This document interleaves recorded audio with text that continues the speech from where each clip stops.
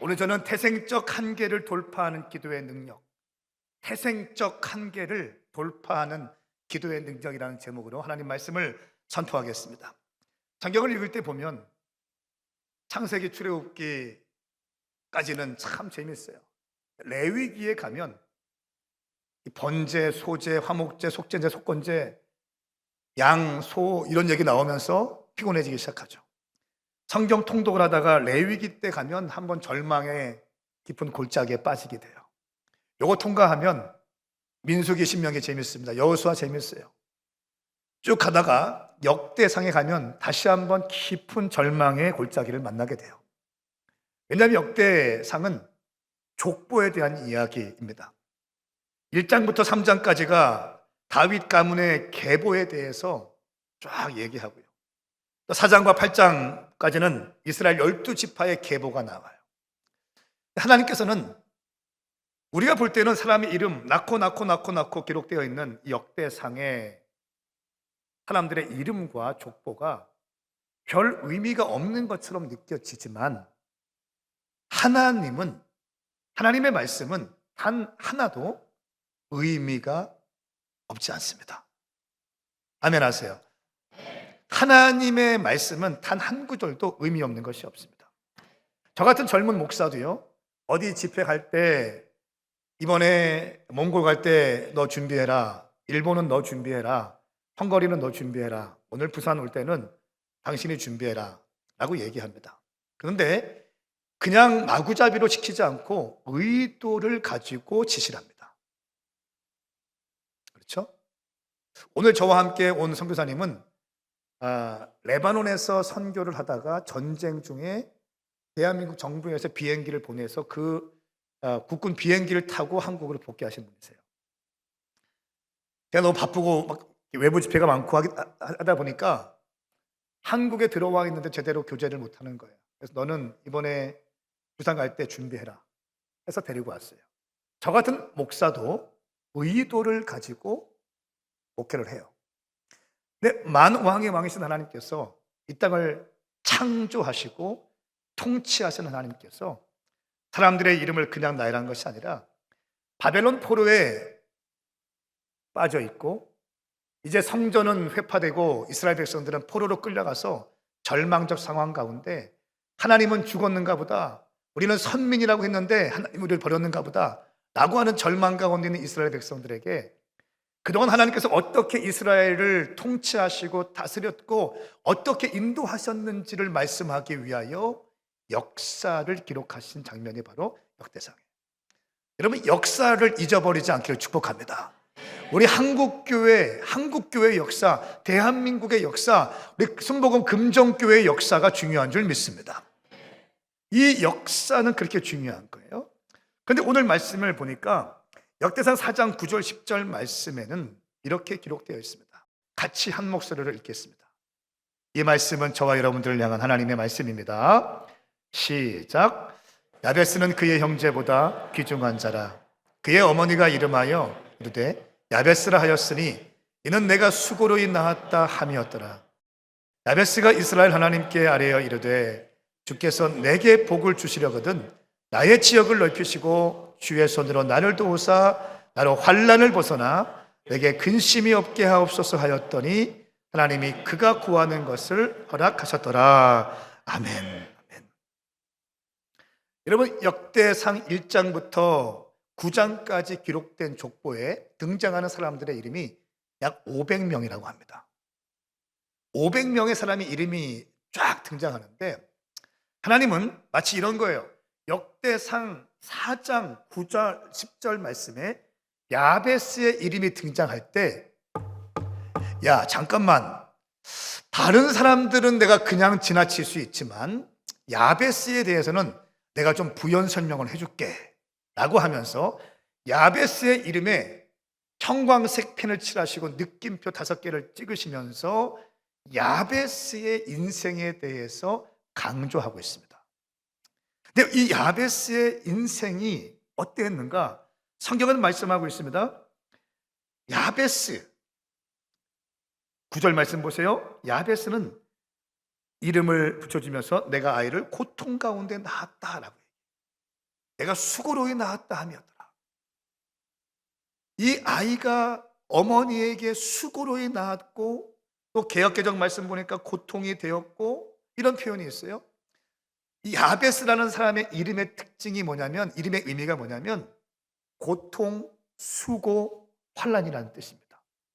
그래서 유대인들이 이름을 지을 때는 태어나면 바로 이름을 짓는 게 아니라 1년 정도 이 아이가 어떻게 살아가는지를 보면서 이 아이의 기질과 성품과 이런 걸 다 경험해 보면서 1년 뒤에 아이의 이름을 지어준다는 거예요. 주로 유대인들은 모계 사회이기 때문에 어머니가 이름을 지어준대요. 그런데 이 야베스라는 이 사람, 이 아이가 고통, 수고, 환난이라는 뜻의 이름을 갖고 태어났습니다. 여러분 이상하지 않으세요? 어떤 어미가, 어떤 부모가 자녀의 이름을, 아들의 이름을 환난이라고 짓겠어요? 수고라고 짓겠습니까? 고통이라고 짓겠습니까? 제 이름은 황성원입니다. 성인성의 은혜 은자를 써요.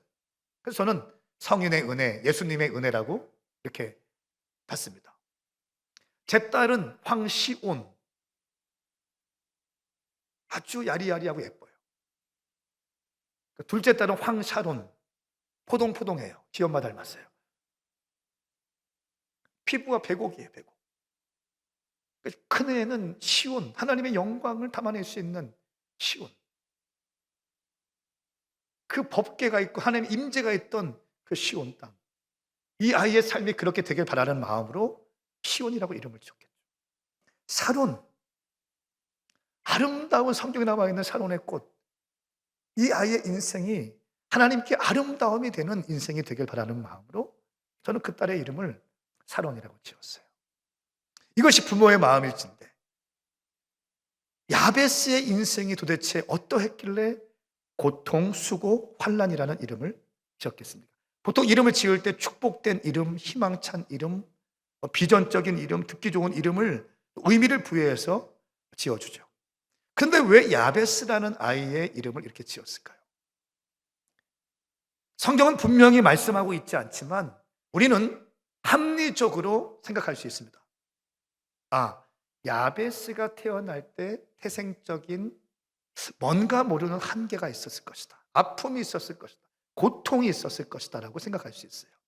몇 가지를 예로 생각할 수 있습니다. 첫 번째, 남편 없이 그냥 탁 태어났다. 두 번째, 이 아이가 성폭행 당해서 어머니가 당해서 이 아이가 태어날 수도 있겠다. 미혼모로 태어났을 것이다. 원치 않는 임신을 통해서 태어났을 것이다. 아니면 출산 때에 거의 생명을 잃을 뻔했던 고통 가운데 이 아이가 태어났을 것이다. 아니면 전염병과 유전병을 가지고 태어났을 것이다. 다양한 생각들을 할 수 있습니다. 아니면 국가적으로 기근이고 정말 어려운 시간인데 이 아이가 태어나서 더 경제적으로 어렵게 되었다. 다양한 생각들을 할 수 있습니다. 성경은 말씀하고 있지 않지만 분명한 것은 이 아이가 태어났을 때 태생적 한계를 가지고 태어났다는 사실이에요. 근데 저는 오늘 말씀에 보면요, 이렇게 기록되어 있어요. 9절 말씀에 보면 야베스는 다른 형제들보다 더 귀중한 자다. 우리말 성경에는 다른 형제들보다 더 존경을 받았다라고 되어 있어요. 다른 번역본 보니까 원래 히브리어를 보니까 더 존경받는 자, 영예로운 자, 무게가 있는 자, 영향력 있는 자, 칭찬받는 자, 남들이 부러워하는 자가 되었다. 이런 의미를 갖고 있는 거예요. 질문, 태생적 한계를 갖고 태어난 야베스가 어떻게 어떤 과정을 겪었길래 칭찬받는 자, 존경받는 자, 영예로운 자, 남들이 부러워하는 자가 되었을까요? 오늘 10절 말씀에 그 답이 있습니다. 야베스가 이스라엘 하나님에게 아뢰어 이르되. 이 아뢰어 이르되 이렇게 되어 있지만 영문 성경을 보니까 야베스가 하나님 앞에 기도할 때 어떻게 기도했는가? cry out 했다라고 해요. cry out. 울부짖었다는 거예요. 우리말 성경에는 하나님께 부르짖었습니다. 영문에는 cry out 했습니다. 주여 기도했다. 그러니까 부르짖다, 울면서 주님 앞에 주야 부르짖는 거예요. 히브리어로 차오라고 합니다. 이 부르짖다가 천둥 번개 소리, 사자의 포효 소리, 병든 비둘기의 신음소리가 차오래요. 이것이 부르짖다라는 것의 원래 언어적 의미라고 합니다. 주야, 주야, 주야, 주야. 여러분, 이 부르짖는 기도는요, 어떤 사람만 할 수 있습니까? 하나님을 만나지 못한 사람은 이런 기도 못합니다. 할렐루야. 하나님을 만나야 부르짖을 수 있는 거예요. 하나님을 인격적으로 만난 자만이 부르짖을 수 있는 거예요. 내 심정을 통하는 기도를 주님께 올려드릴 수 있는 것입니다. 여러분, 그런데 문제는 뭡니까? 오늘날 기도가 다 식어진 거예요. 너는 내게 부르짖으라. 내가 응답하겠고 네가 알지 못하는 크고 은밀한 일을 내게 행하리라. 너는 내게 부르짖으라 말씀하셨는데 부르짖는 기도가 다 사라졌어요. 저는 장로교 통합측 목사인데요, 저는 순복음 교단을 너무너무 사랑해요.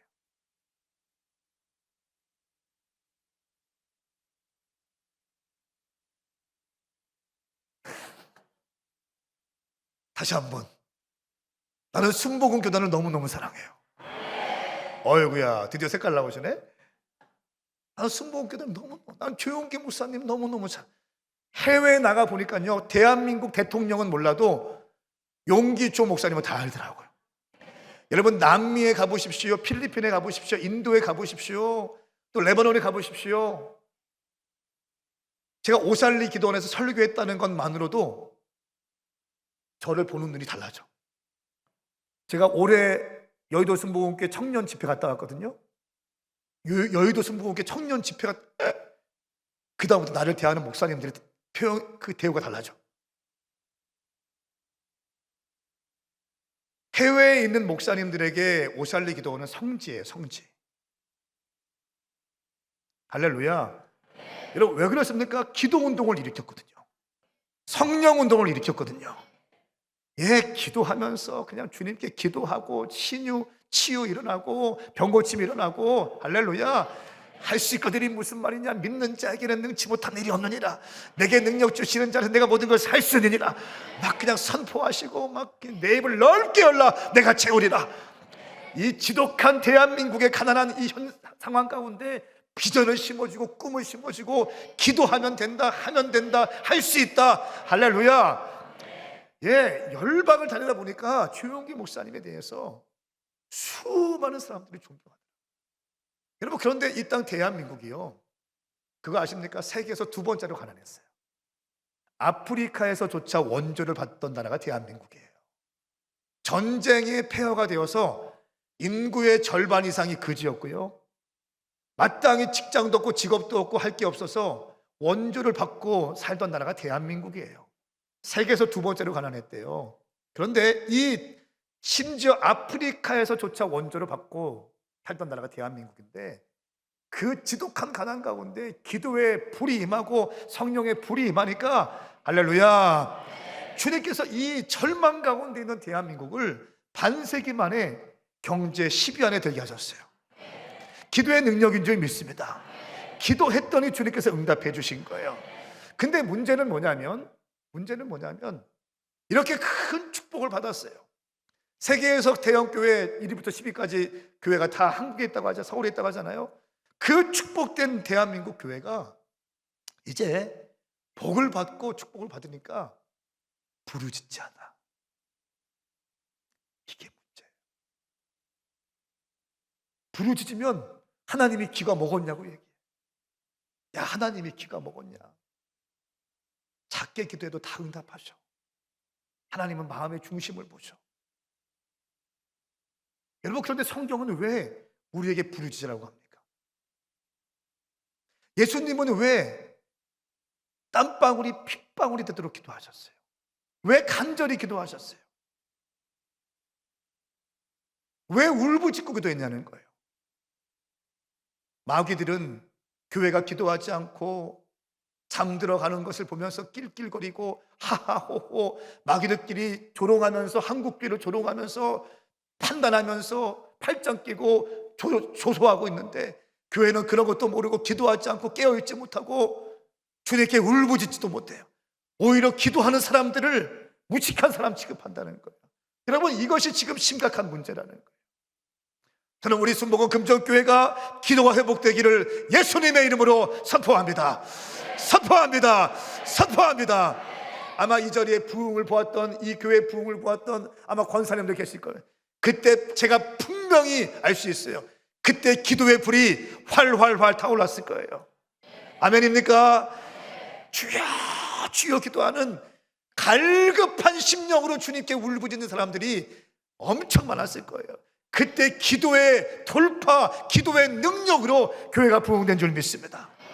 한국 교회 가운데 지독한 가난 가운데 샤머니즘과 당리당략으로 정치는 썩었고요, 모든 어떤 자원 하나 없던 이 땅 대한민국에 주님께서 기도에 불을 주셔서 기도하는 자들마다 응답하게 하셨고, 기도하는 교회들마다 부흥을 주셨고, 기도할 때 응답을 주셨는데 이제 먹고 살만하니까 기도하지 않습니다. 이게 문제인 거예요. 이게 하나님의 아픔이라는 거예요. 저는 그래서 청년 사역을 하고 있지만 우리 교회는 금요일이 되면요, 금요 기도회 이름이 있어. 불타는 심령 기도회. 금요 기도회 이름 자체가 불타는 심령 기도회야. 이름 자체가 불타는, 심령이 불안타면 집에 못 가. 저희가 청년들 사역하기 때문에 뭐 밴드도 좋고요, 막 해외에 있는 찬양들 저희가 번역해서 부르고 저희가 찬양을 만들어서 부르고 하는데, 금요일 날만큼은 쌍팔년도 부흥회, 참참참 피 흘리신 이 기쁜 소식을 막 이런 거 있죠. 막 이런 거 부르자고요. 왜냐하면 젊은이들에게 신앙을 전수하기 위해서, 기도의 영을 전수하기 위해서. 할렐루야.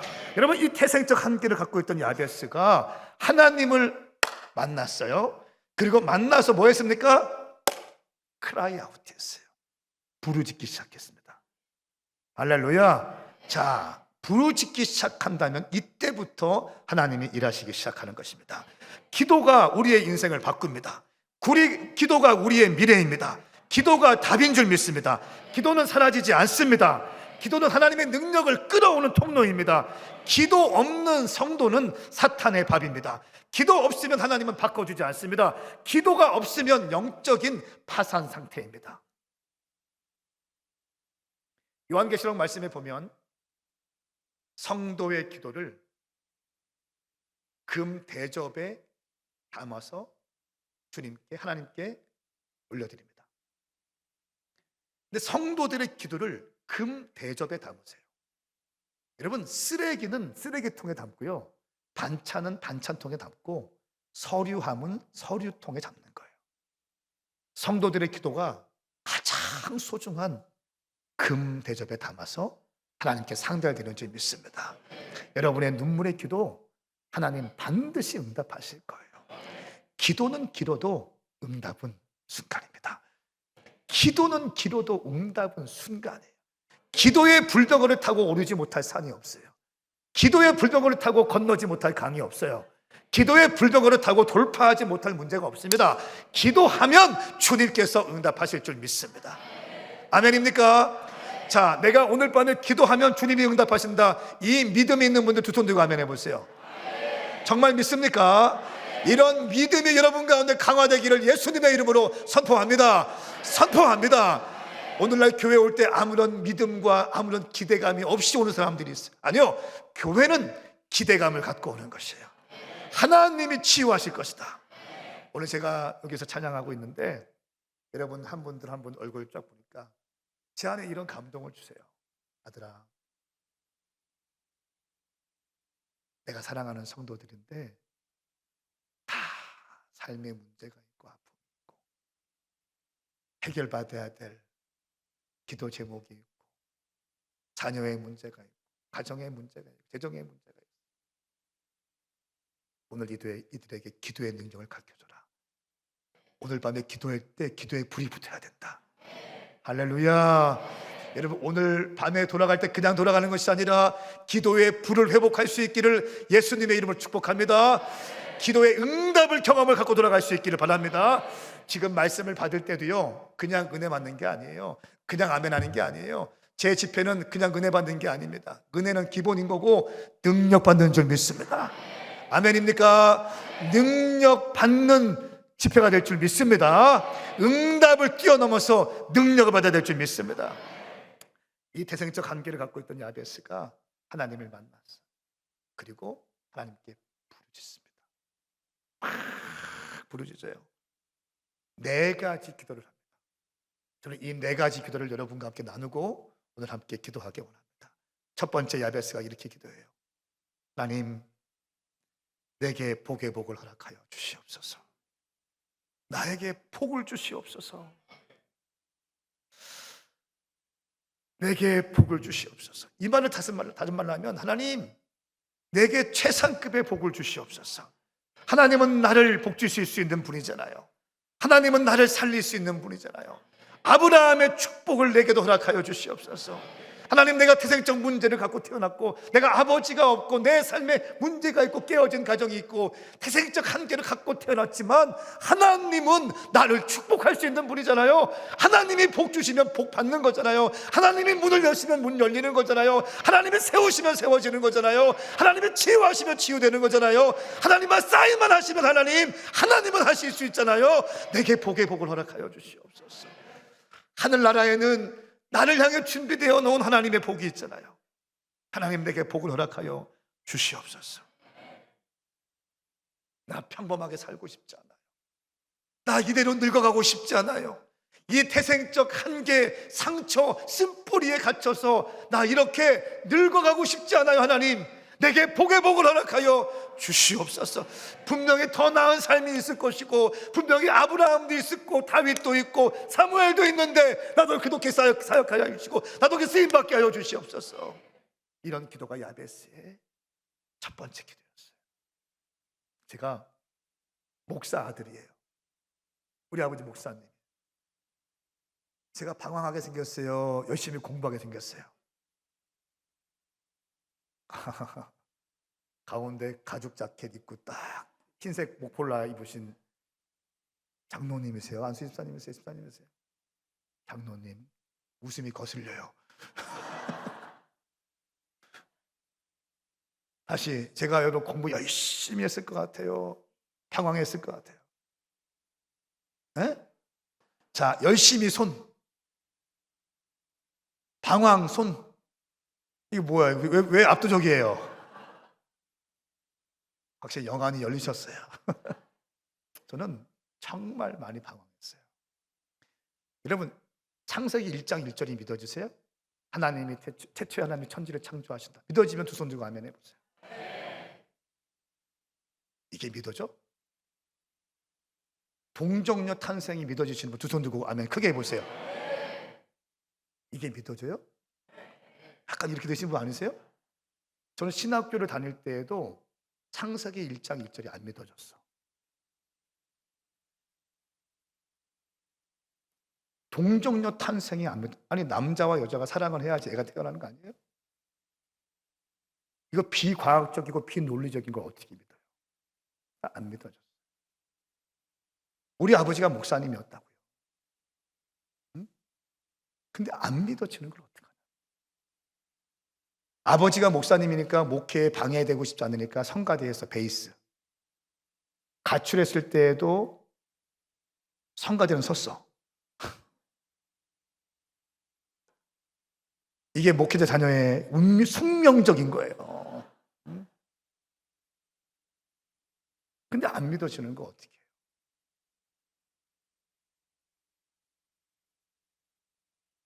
그 구름 과자 아세요? 구름 과자? 흉내는 내지 않을게요. 술 먹고 담배 피고. 해보신 분 손 들어봐.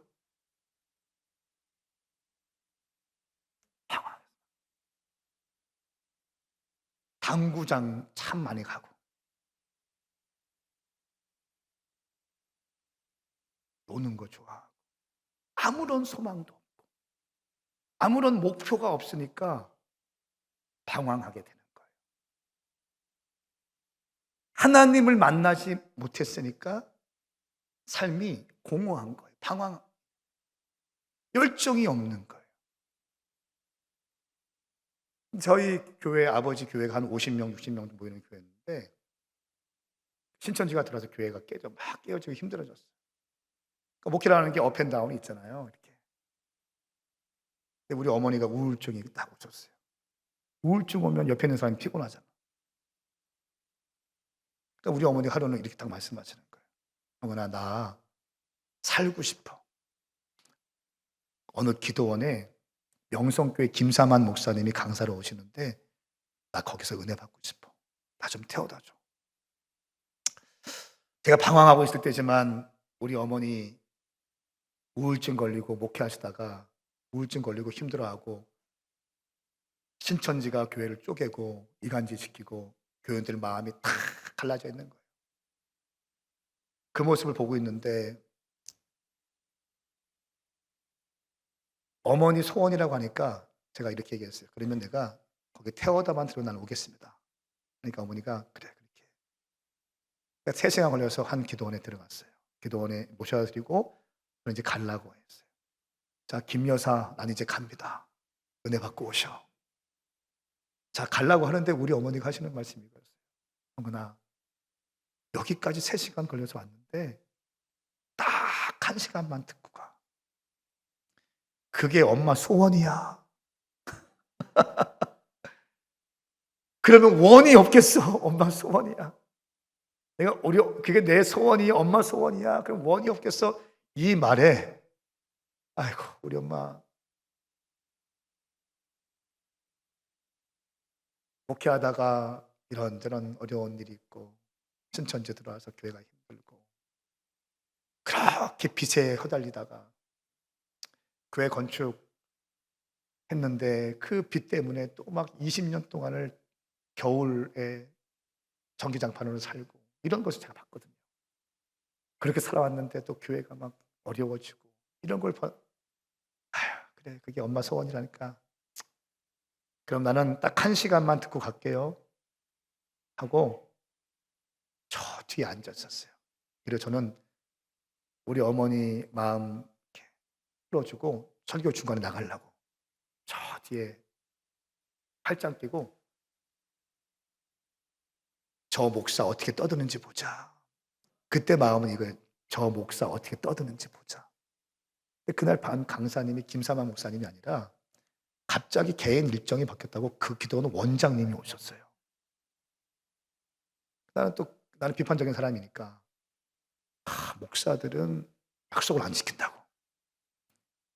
스케줄에 신문에 그렇게 광고했으면 자기가 와야지. 근데 이 강사님이 참 특별하신 분이세요. 저희 아버지는 너무너무 온유하시고 야들야들하신 분이세요. 주일 예배 11시 예배가 있었고 점심 먹고 2시 예배가 있었거든요. 질문. 11시 예배 드리고 점심 먹었으면 오후 예배 드려야 돼, 안 드려야 돼? 어이구. 드려야죠. 어이, 김 집사님, 왜 오후 예배 안 드리셔? 오후 예배 드리고 가셔. 그래야 하나님 기뻐하셔. 이런 얘기 목회자가 해야 돼, 안 해야 돼요?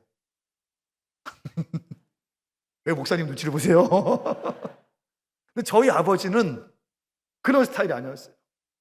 그냥 나가서 주차 안내해 드리는 분이었어요. 조심히 가시라고. 이런 분이죠, 이런 분이죠. 저는 그런 아버지의 목회 스타일만 봤어요. 그때는 유튜브 시대가 아니잖아요. 저희 아버지의 스타일. 근데 그 강사님은 깜짝 놀랐어요.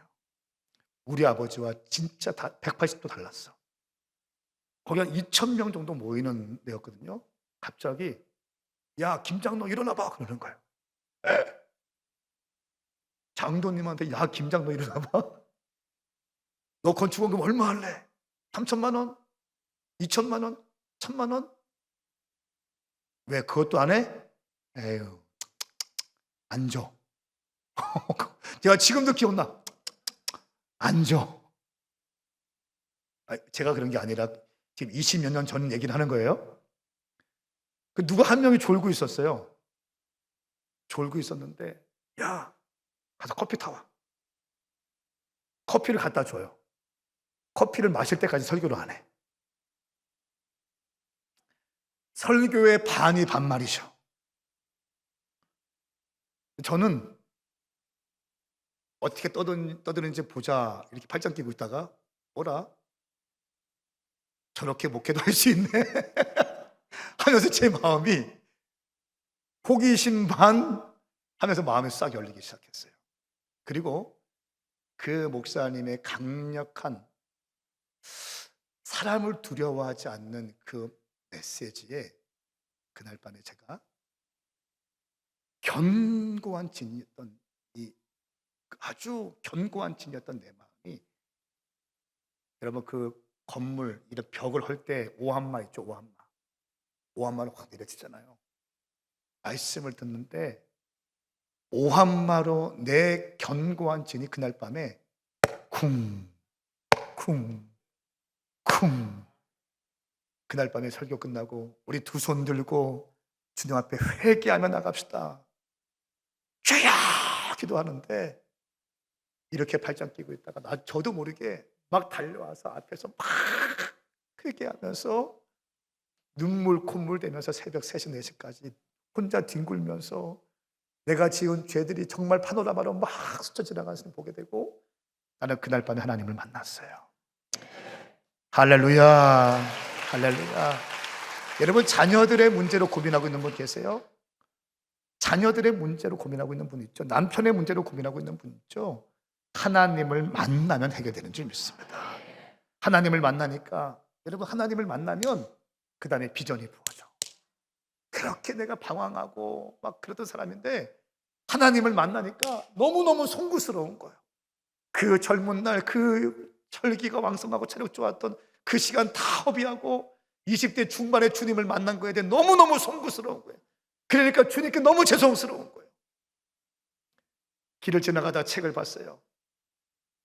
영혼 구원을 위한 가장 효과적인 방법은 교회를 개척하는 것이다. 이 문장이 나한테는 어떻게 읽히냐면, 청년과 다음 세대를 살리기 위해서는 캠퍼스 앞에 교회를 개척하라 라고 이렇게 나는 읽혀지는 거예요. 그러면서 제가 가운데 비전이 없던 내가 가운데 하나님을 만났으니까 비전이 부어지고, 비전이 부어지니까 열정이 부어지고, 열정이 부어지니까 그 다음에 기름 부으심이 부어지고. 할렐루야. 여러분, 하나님을 만나 인카운터하면 비전이 부어지게 되는 줄 믿습니다. 비전이 부어지면 패션, 열정이 부어지게 되는 거예요. 열정을 가지고 막 치고 나가다가 저항이 있죠, 어려움이 있죠. 그때 낙심하지 않고 계속 하다 보면 그때 어노인팅, 기름이 부어지는 거예요. 그 기름 부음 받은 자가 선포하고 설교할 때 브레이크트루, 돌파가 일어나는 줄 믿습니다. 부흥이 일어나는 줄 믿습니다. 제가 가운데 그런 은혜가 있었어요. 그러면서 제가 가운데 소망이 없던, 비전이 없던 내 인생에 하나님의 교회를 개척하고 싶은 비전이 막, 한 번 뿌린 내 인생 이렇게 늙어갈 수 없다. 이제 곧 30이 되고 이제 곧 40이 되는데 한 번 뿌린 내 인생, 하나님이 내게 주신 단 한 번의 평생 가운데 이렇게 늙어갈 수 없다. 하나님 나라 위하여 나는 내 인생 드리겠다. 청년과 다음 세대를 위한 교회를 개척해요. 2013년도에 교회를 개척하기 시작합니다. 그래서 주님 앞에 기도하면서 막 나갑니다. 제 아내와 10명의 청년들이 함께 2013년도에 드디어 교회를 개척해요. 하나님, 전 세계 1000개의 캠퍼스 앞에 1000개의 교회를 세우게 하여 주십시오. 아무것도 없었어요. 돈도 없었어요. 제가 지금도 기억해요. 어디 가서 후원 받고 시작하지 않았어요. 제가 있던 교회들마다 그래도 맞던 부서마다 교회가 부흥됐거든요. 근데 그 교회, 우리 삼촌들이 다 목사님이세요. 가서 교회 개척한다고 후원 카드 전달하지 않았어요. 내가 있던 교회에 가서 나 교회 개척합니다 이렇게 말하지도 않았어요. 왜? 도와달라고, 후원해달라고 하는 것처럼 보일까 봐. 그냥 그때 심정이 뭐냐면, 하나님 살아계시고 성령님 지금도 일하시는데 한번 3년 3년 동안 생명 걸고 한번 뛰어보자. 다른 거 의지하지 말고 하나님 앞에, 성령님 앞에 의지하면서 나가보자. 이런 마음으로 교회를 개척했어요. 그때 핸드폰 요금 끊겼을 때, 핸드폰이 끊겨서 와이파이가 되는 곳에서만 카톡을 할 때, 전화기 받는 것만 될 때, 돈이 없어. 제 아내는 대학교에서 상담을 강의하는 사람이었고 상담관이었어요. 둘째를 출산해서 그 일을 이제 내려놨었어요. 아무런 수입이 없는 거예요. 주님 살아계시니까 새벽 예배 끝나고 전도, 아침 등교할 때 전도, 안녕하세요 예수 믿으세요, 오메가 교회. 점심 먹을 때 전도, 캠퍼스에 들어가서 간증하면서 전도, 하교할 때 전도, 안녕하세요 오메가 교회. 화수목금 하루에 3번씩 전도. 2013년도에 12명에서 개척했는데, 사진 한번 보여줘요. 첫 번째 교회 한남대 교회. 2013년도에 이게 당구장이 망한 곳에서 시작했어요. 제 꿈이 뭐였다고요? 제 꿈이 당구장 주인 되는 거였거든. 아무 소망 없이, 비전 없이 그냥 나 당구 치면서 짜장면 시켜 먹으면서 아무런 목적도 없이 살려고 했거든요. 근데 주님은 참 재밌는 분이세요. 첫 교회 개척을 당구장 망한 데서 했어요. 하나님은 위트 있으신 분이세요. 막 전도하니까 두 번째 교회가 또 세워졌어요. 2013년도에 첫 번째, 2016년도에 두 번째. 충남대학교 앞에. 이때도 막 전도. 새벽 예배 끝나고 전도. 점심 때 전도. 금요일 밤에 불타는 심령 교대 끝나고 나서 밤 11시 반에 전도로 나가요. 강압적인 게 아니라 전도로 갈 사람 나가자. 그리고 기도할 사람은 기도해라. 한 50명, 60명 청년들이 피켓 들고 나가서 전도. 새벽 한 1시 반, 2시까지. 피켓 들고 예수님은 길이요 진리요 생명이죠. 청년들 기타 치면서 어두운 밤에 캄캄한 밤에 전도지 나눠주면서. 재밌는 거, 술 취한 사람이 어두운 밤에 꼭 나갈 때마다 음료수 갖다 주고 빵 갖다 주고 심지어 돈도 놓고 가고 돈도 주고 가고. 어떤 사람들이 음료수 주면서 나는 청년부 회장인데, 술 취해서 나는 청년부 회장인데 나는 이게 술 취해 있는데 여기는 전도하네. 죄송하고 고맙고 미안합니다. 지금도 기억나요. 제가 어떤 자매가 전도지 받고 왔대요. 그날 금요일 밤에 전도지, 빨간색 전도지 받고 왔는데 술 먹고 전도지를 받은 거예요. 집에 와서 보니까 전도지가 또 책상에 있는 거예요. 이 자매는 남자친구가 학교 교사인데 동거하기 위해서 남자친구가 있는 학교 다니고 있는 그 교사가 있는 그곳에 가서 동거를 하려고 준비했었어요. 동거를 하려고. 근데 술 먹고 집에 전도지 받고 가방에 넣고 와서 보니까 또 전도지가 있는 거예요. 이 참 이상하다 해서 교회에 왔어요. 일부 예배 왔어요. 9시 예배 왔어요. 저희는 1부는 장년들이고 2부는 청년들이거든요. 근데 1부 예배 9시 온 거예요, 얘가. 근데 난 몰랐어요. 근데 내가 설교가 그때 그거였대요. 동거하면 죄입니다. 동거하지 마십시오. 나사렛 예수 그리스도의 이름으로 명하는 동거는 깨질지어다. 담배는 끊어질지어다. 술은 끊어질지어다. 설교했다는 거예요. 그 처음에 우연히 왔던 그 자매가 그 말씀 듣고 완전히 회개하고 지금은 저희 엄청 교회에 쓰임 받고 있어요. 전도. 두 번째 교회가 이렇게 막 어떤 때는요 한 주에 70명이요. 70명. 그렇지. 순복음 금정교회는 웬만하면 안 놀라잖아, 그죠? 70명 오는 거 뭐, 청년들 70명 오는 거 뭐.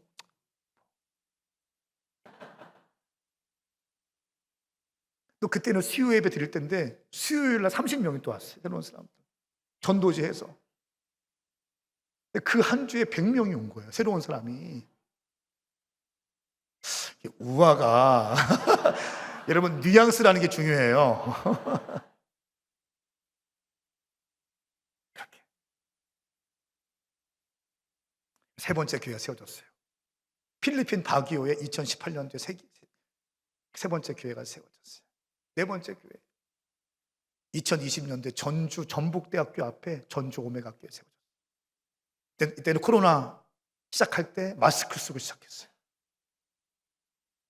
그 다음에 다섯 번째 교회, 서울 서초에 연예인들을 위한 교회가 시작했어요. 대전에 있는데 연예인들이 막 오는 거예요. 평일날 기도회 은혜 받고 가는 거예요. 한 번 올 줄 알았는데 계속 오는 거예요. 제가 어떤 연예인 모임에 설교하는데 그 집회가 참 좋았대요. 그래서 막 오는, 제가 우리 교회 개척하는 교회니까 서울의 교회 건물 알아봐라. 개척하자. 같이 개척했어요. 지금은 가수들도 있고요. 댄서들도 있고요. 서울에 다섯 명 정도의 의사가 있어요. 서울에만. 그렇지 뭐 여기는 뭐 그게 중요한 거라고. 자, 그리고 또 교회가 세워집니다.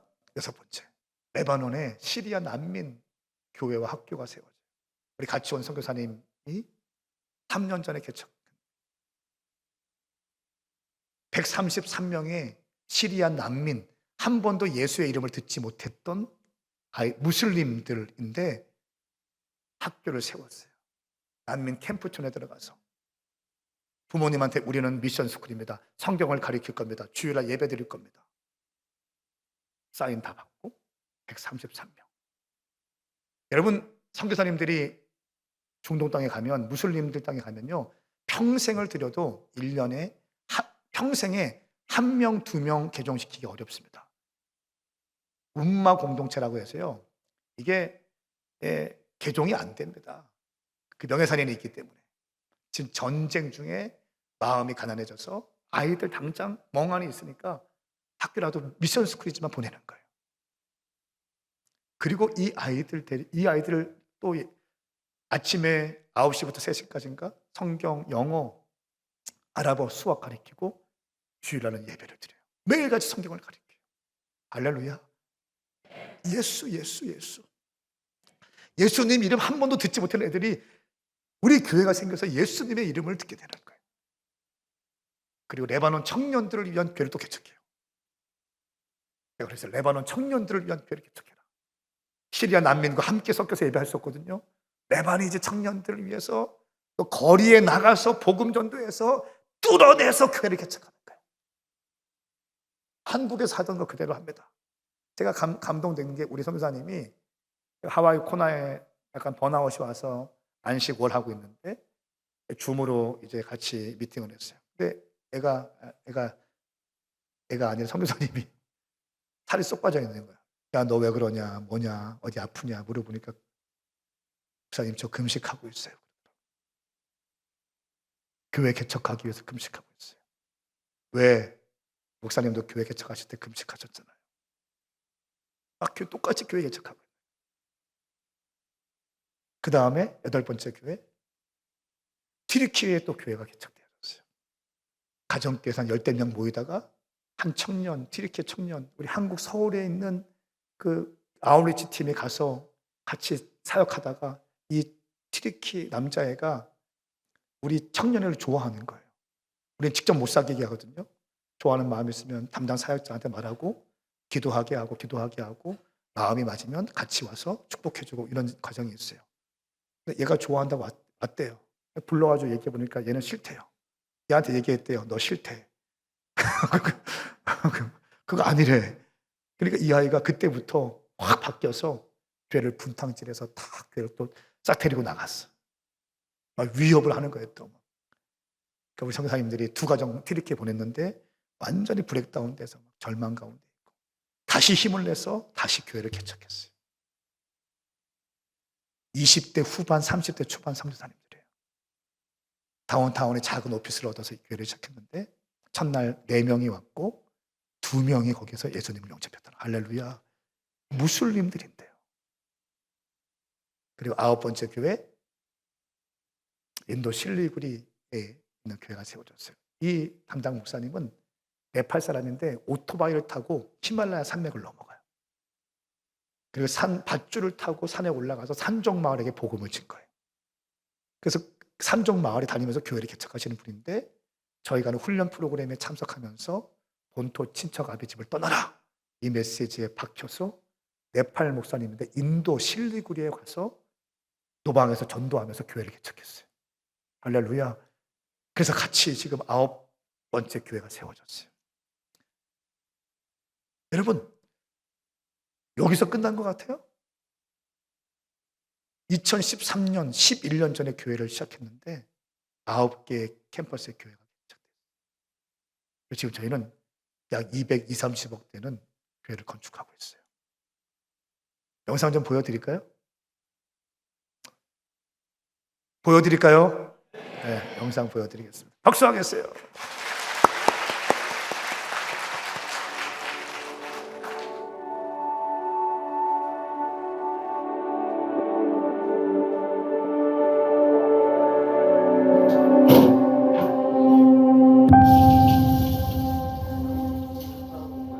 나야 기도하러 가자 준비해줘.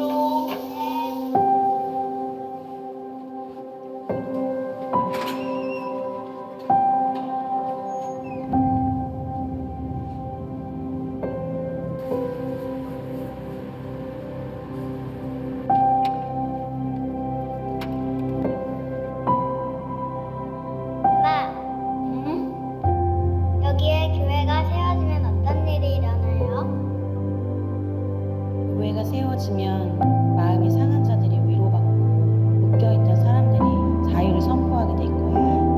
그리고 모든 슬퍼하는 사람들의 눈물을 닦아주고 천국 대신 찬양으로 옷 입게 될 거란다. 이전에 폐허가 된 곳이 재건될 것이고 오래전에 황폐해진 곳이 다시 일어날 거야. 이 일이 반드시 이루어질 거야. 왕이 내게 말한 것을 그들에게 말해 주었습니다. 그들이 대답했습니다. 우리가 재건을 시작합시다. 이렇게 해 그들은 이 선한 일을 시작했습니다. 여러분들이 지금 밟고 있는 땅은요, 기적의 땅입니다. 은혜의 땅인 곳입니다. 말도 안 되는 땅에 여러분들이 지금 밟고 있는 겁니다. 하나님의 전략은 한 번도 실패 안 되는 것입니다. 지는 것 같이 보였지만 주님은 언제나 승리하셨어요. 할렐루야. 이 땅을 주신 주님께서 성전도 허락해 주실 것입니다.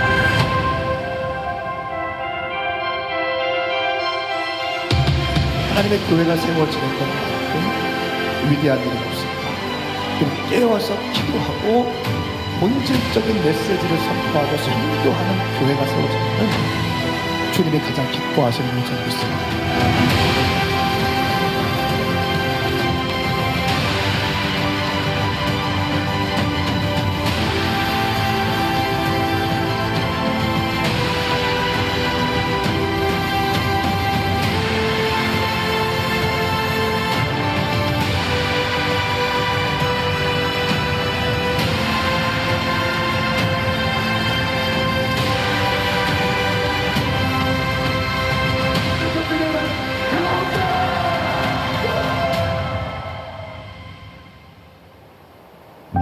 새로운 일이 시작됩니다.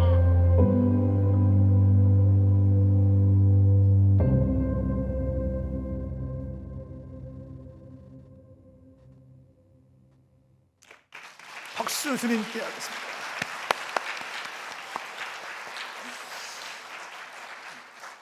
부럽죠? 11년 전에 저는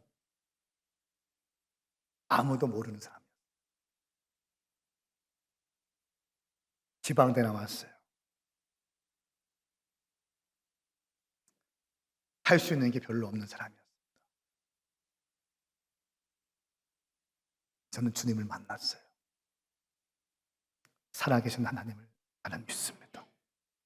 내가 기도하면 주님 응답하신다는 믿음이 있어요. 제가 방황할 때 술 먹고 집에 들어가면 가끔 저희 할머니가 계셨는데 할머니는 성경책을 보시다가 한글을 뗐대요. 난 지금도 이게 안 믿겨져. 어떻게 성경책을 보다가 그냥 눈이 열려서 한글을 배우게 됐다. 가끔 그런 분들 있잖아요. 우리 할머니도 그런 분이었어요. 학교 다닌 적이 없어요. 근데 늘 제가 할머니 댁에 가면 성경책을 보고 있는 거예요. TV를 보신 적 한 번도 없어요. 늘 성경책을 보고 있거나 기도하는. 근데 그 할머니께서 저희 집에 오셔서 제가 지금도 잊을 수 없는 게 술 먹고 집에 들어갔어요. 2층은 교회고 3층은 사택이었어요. 근데 목사 아들이 술 먹고 집에 들어가는 거예요. 청년들 잘 들어. 하나님을 만나지 못했어요. 진리를 찾지 못했어요. 하나님의 형상으로 지어진 사람들은 하나님을 만나야 내 영혼에 만족감이 생기는 거예요. 그게 없으니까 공허한 거예요. 공허하니까 방황하게 돼요. 무엇인가를 채워야 되니까 세상에 정욕적으로 막 채우게 돼요. 그날 밤도 술 먹고 집에 들어갔어요. 늦지막히 들어갔죠. 그리고 누워서 자고 있는데 자려고 하는 할머니께서 들어오셨어요. 제 머리에 손을 얹으시면서 하나님, 제가 지금도 그 기도 잊을 수 없어요. 하나님, 우리 성건이가 지금은 방황하고 있지만 5대양 6대주 다니면서 복음을 증거하는 주의 종이 되게 하여 주십시오. 저도 모르게 눈물이 잠꼬대 하는 척하면서 몸을 뒤척여서 눈물을 보여드리고 싶지 않아서 뒤척였지만 제가 그날 밤에 얼마나 울었는지 몰라요. 그러면서 제가 열방에 다니면서 부흥회를 하고 집회를 하고 있는데 그때마다 할머니의 기도가 떠올라요. 그 초등학교도 못 나오신 할머니가 5대양 6대주라는 말을 늘 사용하셨어요. 5대양 6대주를 다니면서 복음을 증거. 여름 되면 전국 방방곳곳에 집회하고 올 여름에도 계속 집회하다가 호주 브리즈번 집회하고 얼마 전에 계속 집회가 있다가 월요일 밤에 제주도 갔다가 제주도에 집회하고 화요일 날 부산공항에 가서 부산공항에서 일본에 갔다가 목요일까지 일본에 있다가 금요일에 포항 집회 갔다가 토요일에 동탄 집회 갔다가 주일 1, 2, 3부 설교하고 본산훈련소 3,000명 집회하고 다시 몽골 갔다가 또 오늘 몽골 갔다 어제 왔고 오늘 부산 오고 1, 2, 3부 설교하고 다음 주에 또 집회가 있고 한 해에 10개국 다녔어요. 다음 연도에 이미 잡혀있는 국내 집회 빼고 해외 집회만 7개 국가를 가야 돼요. 올해 LA에서 제일 큰 교회 LA 은혜 한인교회 집회를 갔다 왔어요. 올림픽 복싱 경기장 로키 영화를 찍은 올림픽 복싱 경기장을 리모델링해서 교회로 사용하고 있는 주님의 영광교회 3일 집회를 했고 얼바인 온누리교회에서 집회를 했고 다음 연도 2월 달에는 뉴욕 프라미스 교회와 아름다운 교회에서 부흥회를 해요. 그냥 7개국의 집회가 그냥 벌써 잡혀요. 제가 이렇게 쓰임받은 걸 가만히 보면서 다시 말씀드립니다. 11년 전에 저는 아무도 모르겠어요. 나는 무명이었어요. 아무도 나의 존재감을 인정해 주지 않았어요. 여기는 부교육자들 잘 들으세요. 때가 되면 하나님이 높여주실 거예요. 그때가 될 때까지 납작 엎드려야 돼. 죽도록 충성하세요. 아멘입니까? 때가 되면 주님이 높여주시는 거예요. 여러분, 어떠한 설교를 잘하고 어떤 리더십이 있고 성품이 좋고 이 기름 부으심이 있고 다 좋은데 순종하는 자를 따라갈 자는 없습니다. 순종하는 자는 따라갈 자가 없어요. 제 목회 철학이 뭔지 아세요? 순종만큼은 실패하지 않겠습니다. 주님, 나 방황했어요. 주님, 나 많이 배우지도 못했어요. 주님, 나 실력도 별로 없어요. 근데 주님 말씀만 하세요. 제가 순종만큼은 실패하지 않겠습니다. 아무리 어려운 것도 이 순종을 통해서 우리 가정에 어려움이 생기고 내 몸에 어려움이 생기고 심지어 내 사역에 어려움이 생긴다 할지라도 나 기꺼이 순종만큼은 실패하지 않겠습니다. 제 목회 철학이에요.